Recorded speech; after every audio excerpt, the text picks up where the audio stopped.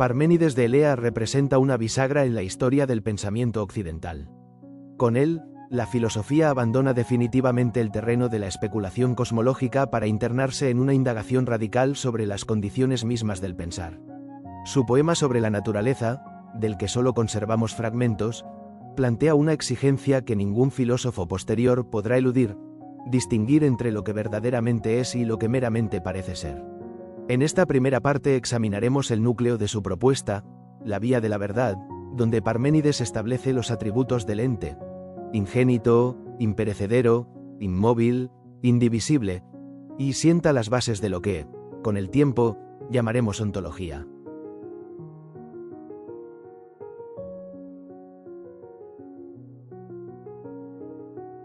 El problema que Parménides plantea es radicalmente distinto al de sus predecesores. Hasta ahora, la pregunta dominante era: ¿cuál es el principio material del que todo procede? Tales respondió con el agua, Anaxímenes con el aire, Heráclito con el fuego. Todos asumían que el cambio era real y que la tarea del filósofo consistía en identificar el sustrato que permanecía a través de las transformaciones. Parménides da un giro completo.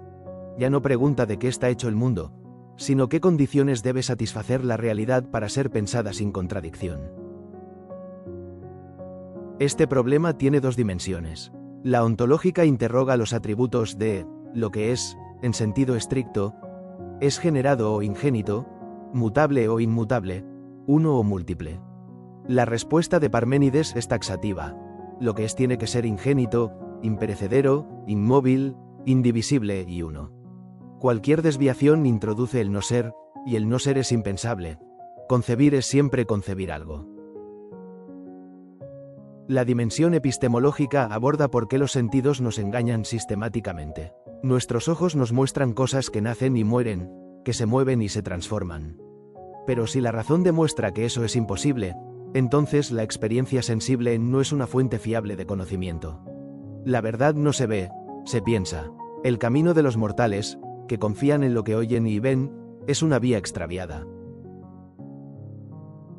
La ruptura con el pensamiento anterior es total. No estamos ante un nuevo candidato a principio material, sino ante una reformulación completa de lo que significa hacer filosofía. Parménides no ofrece cosmología, ofrece ontología, y al hacerlo, obliga a toda la tradición metafísica posterior a medirse con sus exigencias.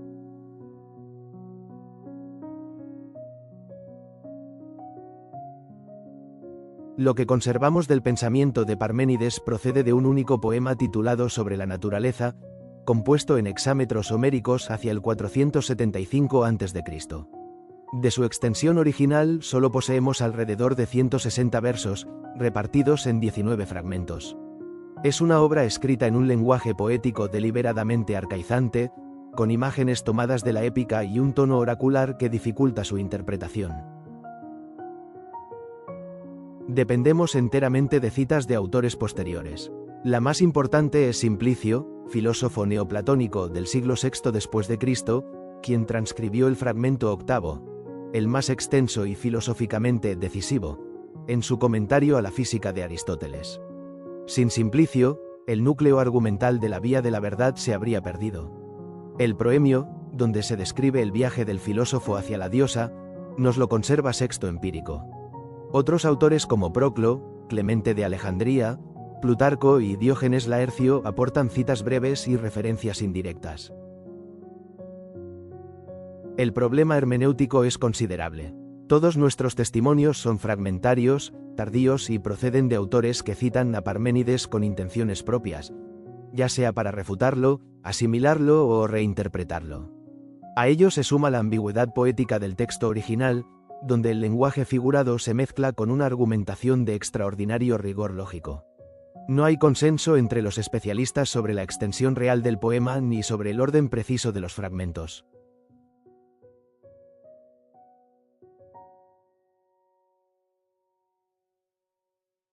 Parménides vivió en Elea, una colonia griega situada en la costa tirrena del sur de Italia, fundada hacia el año 540 a.C. por refugiados de Focea que huían de la expansión persa. Era una ciudad joven, sin el peso de una tradición filosófica propia. Este vacío institucional resultó propicio para un pensamiento de ruptura. Al no tener una escuela establecida contra la que debatir, Parménides pudo construir su sistema desde fundamentos enteramente nuevos. Una tradición tardía, recogida por Plutarco y Estrabón, presenta a Parménides como legislador de su ciudad. Al parecer, redactó leyes que los eleatas juraban respetar anualmente. Aunque la noticia no es verificable, concuerda con la imagen de un pensador preocupado por el orden y la necesidad lógica. Quien legisla para la ciudad y quien deduce las leyes del ser comparten una misma mentalidad arquitectónica. En cuanto a las influencias, la más plausible es Genófanes, a quien la tradición vincula con la fundación de la escuela eleática. Su crítica al antropomorfismo religioso y su propuesta de un Dios único, inmóvil y eterno anticipan rasgos del ente parmenídeo, aunque en Genófanes el argumento es teológico y en Parménides será estrictamente ontológico. También se detecta la huella del pitagorismo, activo en la Magna Grecia. El recurso a un lenguaje deductivo y abstracto, así como la importancia de la necesidad lógica, reflejan ese ambiente intelectual. Sin embargo, la relación es polémica. Parménides invierte el dualismo pitagórico al negar toda pluralidad. Por último, algunos especialistas han sugerido que la estructura argumentativa del poema, con su uso de la reducción al absurdo, refleja procedimientos propios de la práctica forense griega, lo que encajaría con la figura de Parménides como hombre público.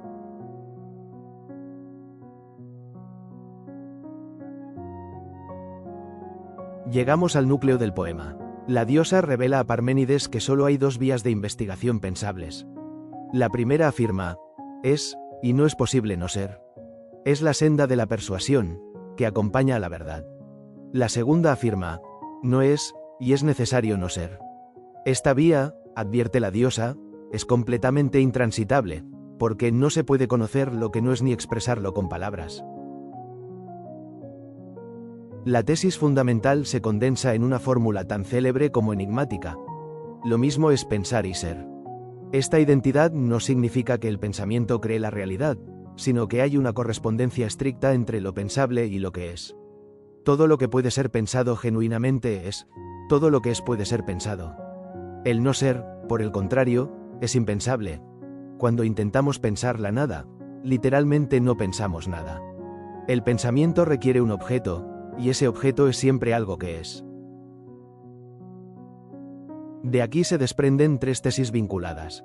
La primera es la identidad entre pensar y ser.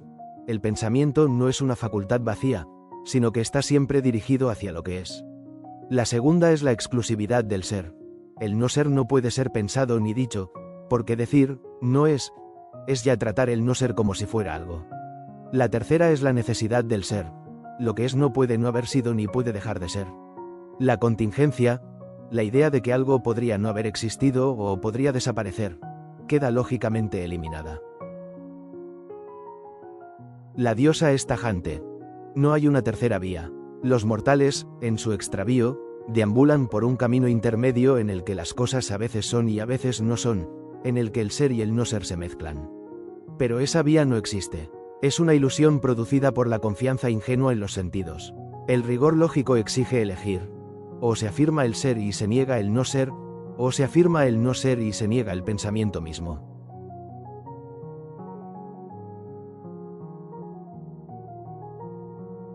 La diosa no se limita a proclamar la tesis. La argumenta con un rigor deductivo que no tiene precedentes en la literatura griega. Tres argumentos principales sostienen la vía de la verdad. El primer argumento establece la imposibilidad radical de pensar el no ser. Pensar es siempre pensar algo. Pensar nada es, literalmente, no pensar. El no ser carece de todo predicado. No tiene propiedades, no ocupa espacio, no está en el tiempo. No puede ser objeto de conocimiento porque no hay nada que conocer. Y ni siquiera puede ser enunciado sin contradicción. Quien dice, algo no es, está tratando ese algo como si fuera, pues le atribuye la propiedad de no existir. Es una contradicción performativa. El acto mismo de hablar presupone un referente. La diosa sentencia, lo que no es, no puedes conocerlo ni expresarlo. El segundo argumento ataca directamente la posibilidad de la generación y la corrupción. Si algo llega a existir, tiene que provenir del ser o del no ser. No hay una tercera opción. Si proviene del ser, entonces ya era, y no hay verdadera generación.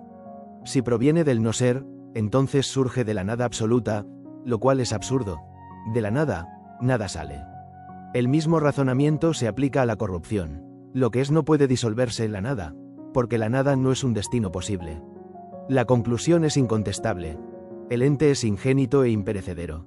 Jamás comenzó y jamás terminará. Todo el espectáculo de nacimientos y muertes que contemplamos en el mundo sensible es, desde el punto de vista de la razón, una imposibilidad lógica. El tercer argumento demuestra la continuidad e indivisibilidad del ente. Supongamos que el ente tuviera partes. ¿Qué separaría una parte de otra? Si existiera algo entre ellas, ese algo sería o bien ser o bien no ser. Si es ser, entonces no hay separación real. Si es no ser, entonces la separación no existe, porque el no ser no es nada. En cualquier caso, la división es imposible. El ente es un continuo homogéneo, sin fisuras, sin grados de densidad ontológica, sin vacíos internos. Lo que es está todo él igualmente lleno de ser. La imagen de la esfera que la diosa ofrecerá más adelante no es una metáfora ornamental. Es la traducción geométrica de esta necesidad lógica. Estos tres argumentos forman una cadena deductiva. Si el no ser es impensable, entonces la generación es imposible. Si la generación es imposible, entonces el ente es eterno. Si el ente es eterno, entonces no puede tener partes que alguna vez hayan estado separadas. La vía de la verdad se despliega así como un sistema cerrado, donde cada tesis refuerza a las demás.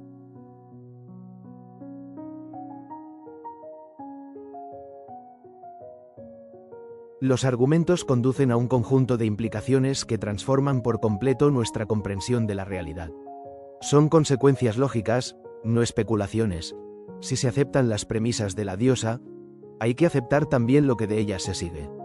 La primera implicación es la negación del devenir. Todo cambio sustancial implica un tránsito del ser al no ser o del no ser al ser. La hoja verde se vuelve marrón, el joven envejece, lo que antes era, deja de ser, y lo que no era, llega a existir. Pero ese tránsito exige atravesar una frontera entre el ser y el no ser, y esa frontera no existe. El devenir es una imposibilidad lógica. Nada nace, nada muere. Lo que percibimos como cambio es un error cognitivo inducido por la confianza en los sentidos. La segunda implicación afecta al movimiento. Para que algo se mueva, debe existir un lugar vacío hacia el cual desplazarse. Pero el ente es pleno, compacto, sin vacíos internos. No hay un ¿dónde? Que no esté ya ocupado por ser. El movimiento requiere postular un no ser como meta del desplazamiento, y el no ser no es. Toda la cinética del universo, los astros que giran, el río que fluye, el pájaro que alza el vuelo, queda reducida a ilusión sensorial. El ente permanece inmóvil, no porque una fuerza lo sujete, sino porque el movimiento mismo es conceptualmente incoherente. La tercera implicación es la eternidad, entendida no como duración infinita sino como atemporalidad. Decir que el ente fue, o será, introduce distinciones temporales que presuponen cambio. Pero si el ente es inmutable, entonces no hay pasado ni futuro. Hay un presente continuo que jamás comenzó y jamás terminará. El tiempo, como el movimiento, es una apariencia sin fundamento ontológico. La cuarta implicación es la unicidad radical del ente. Si existieran dos entes, tendría que haber algo que los diferenciara. Pero toda diferencia es una forma de no ser. Una cosa no es la otra. Introducir la diferencia es reintroducir el no ser que la diosa ha declarado impensable. En consecuencia, la realidad es una y solo una. La diosa la compara con una esfera perfecta, semejante a la masa de una esfera bien redonda, igual desde el centro en todas direcciones. Esta imagen no es cosmológica, sino metafísica.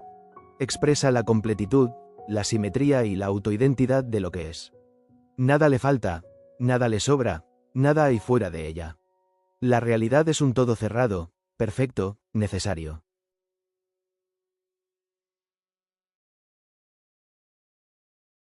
La vía de la verdad es un argumento de una elegancia formidable, pero su interpretación dista de ser pacífica. 4 problemas hermenéuticos han ocupado a generaciones de especialistas.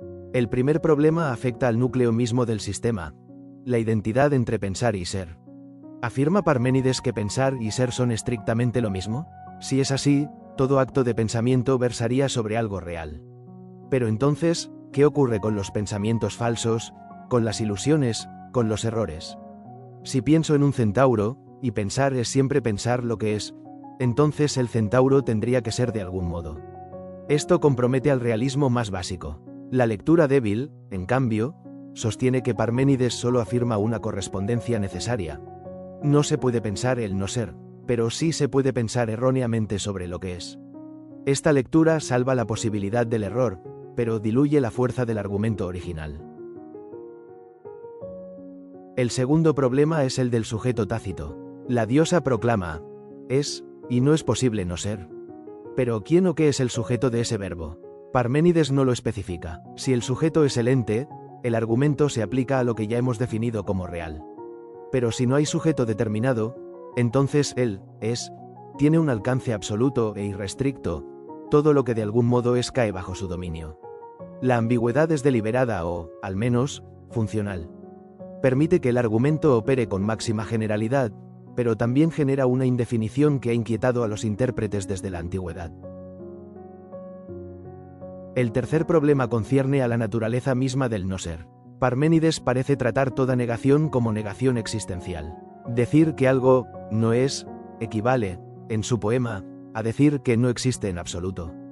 Pero el lenguaje ordinario distingue entre la negación existencial, el centauro no existe, y la negación predicativa, Sócrates no es músico.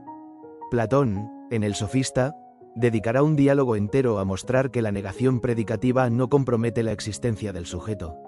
Si Parménides confunde ambos sentidos, su argumento reposaría sobre una ambigüedad. Si no los confunde y los identifica deliberadamente, entonces está proponiendo una tesis ontológica mucho más radical.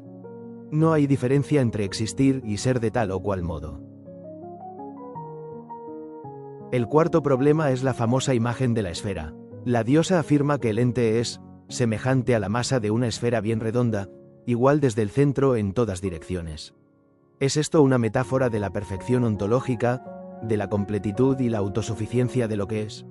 ¿O debe tomarse literalmente, como una afirmación sobre la forma espacial del ente? Si es literal, el ente sería finito y esférico, lo cual plantea una pregunta incómoda: ¿qué hay fuera de la esfera? Si hay algo, entonces el ente no es uno. Si no hay nada, entonces reintroducimos el no ser como límite. La tensión entre lectura metafórica y literal sigue abierta en la bibliografía contemporánea.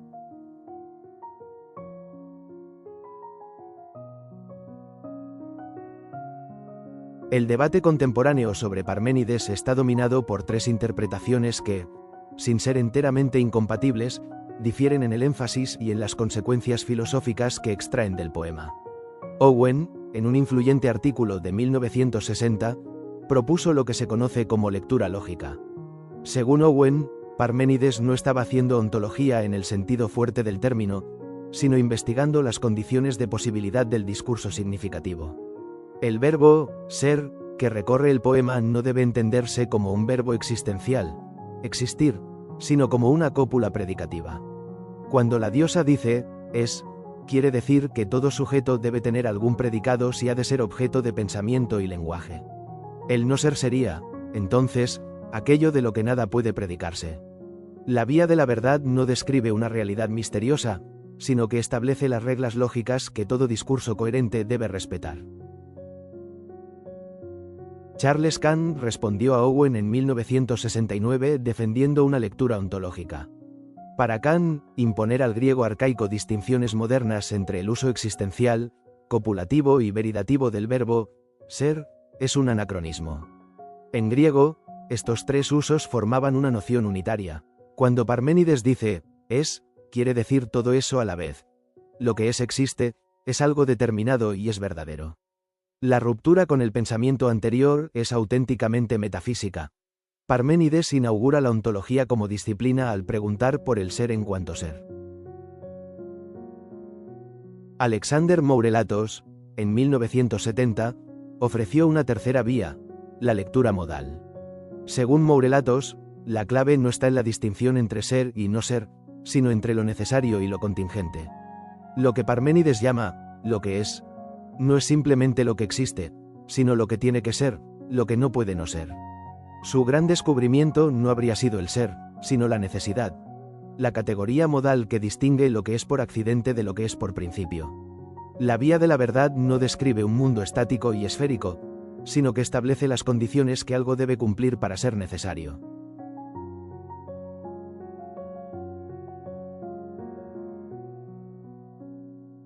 Llegamos al final de nuestro recorrido por la vía de la verdad. 3 ideas merecen quedar grabadas. Primera, Parménides consuma una ruptura definitiva con el pensamiento cosmológico anterior. Ya no se trata de preguntar si el principio de todo es el agua, el aire o el fuego. La pregunta es más radical. ¿Qué condiciones debe cumplir la realidad para poder ser pensada sin contradicción? Con este gesto nace la ontología como disciplina filosófica autónoma. El ser ya no es un supuesto implícito de la investigación. Es el tema mismo de la investigación. Segunda, la vía de la verdad despliega una argumentación deductiva de un rigor sin precedentes. La diosa no pide fe, no pide intuición mística, no pide revelación. Pide que sigamos el razonamiento hasta sus últimas consecuencias. Si el no ser es impensable, y lo es, entonces la generación, el movimiento, la pluralidad y el tiempo se derrumban uno tras otro. El poema de Parménides es la primera gran cadena deductiva de la historia del pensamiento occidental. Tercera, el desafío que Parménides lanza a la filosofía posterior sigue vigente. La fractura que establece entre razón y sentidos, entre lo que el pensamiento exige y lo que la experiencia muestra, recorre como una herida abierta toda la historia de la metafísica. Platón dedicará diálogos enteros a responderle, Aristóteles construirá su física sobre la negación de sus conclusiones, y la filosofía contemporánea sigue discutiendo si es posible pensar el no ser sin contradecirse. Nadie ha podido eludir la exigencia de Parménides. El ser es, el no ser no es. Todo lo demás es opinión de mortales.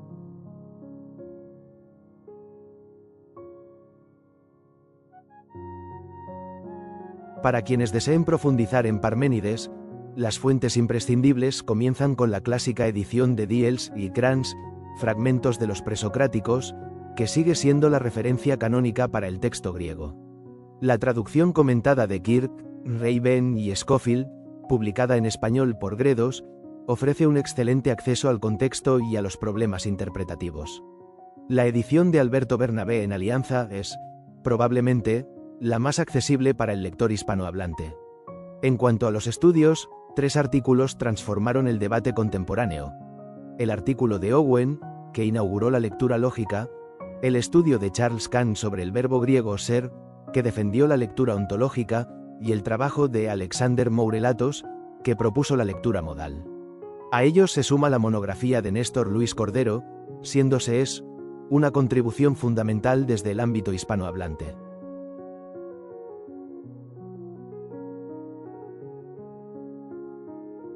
En la próxima lección abordaremos la segunda parte del poema de Parménides, La vía de la opinión.